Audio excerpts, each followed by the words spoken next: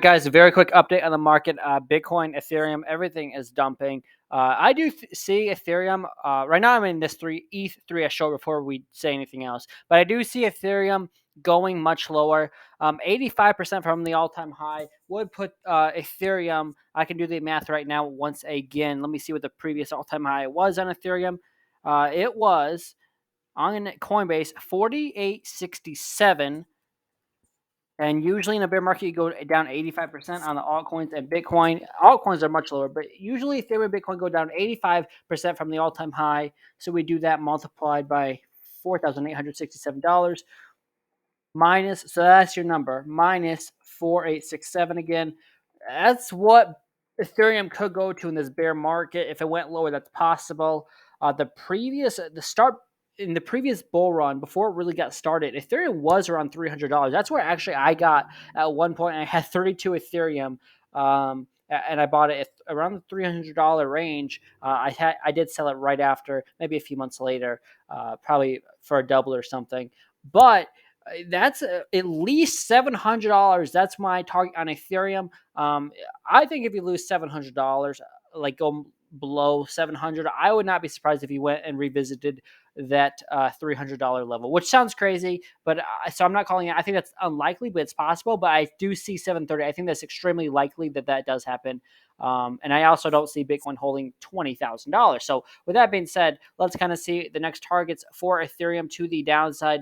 It's in, like I said, I'm shorting this from 1190, I think. So I guess a little lower than 1216 is where I drew it. Problem is for Ethereum, when you look at the 3-day chart, you went straight up. So anything below $1,200, you don't really have any support. $1,000 is going to be psychological support. You were there for a very brief period of time, but you weren't there very long.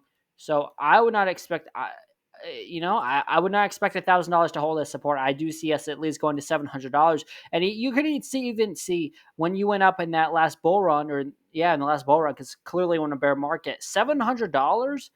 That $700 area was a little support, but you really didn't have any support or resistance, which would now be support around the six until 676, and even then it was just a wick.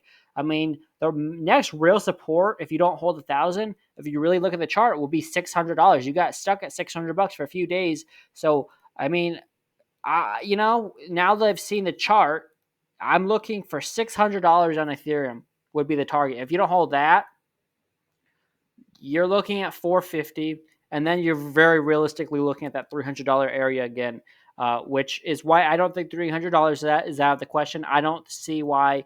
I hate to say it. Usually in bull markets or in bear markets, you don't go below the previous all-time high. But it looks like this could be different because there's a CME gap on Bitcoin at 9,000. So I would be buying a Bitcoin. If we go that low, I'm going to be buying Bitcoin at $7,000 to $9,000. So this is kind of an overview of where I see Ethereum going and possibly even Bitcoin. Not saying we're going that low, but it is very possible. There's also CME gap on Bitcoin at 18,000, I believe, or maybe it was 18.5. So those are the two levels that you could be watching out for Bitcoin. If Bitcoin goes anywhere near $10,000 to fill that gap down at 9K, which is very possible. I believe in the past all gaps have been filled. So that's scary to think about, but good for people that like to make money shorting the market, which is what I'm doing right now. I got into the short. I officially bought it at just around at 4.2 cents. Right now it's at 4.5, I believe. So I'm up in profit by whatever that would be. So that's kind of what I'm doing right now. I'm doing that on KuCoin. And as of right now, I'm in about 7% profit. So that's kind of what's going on with Ethereum. I'm going to be live here in a little bit going over the market update. So hope to see you then.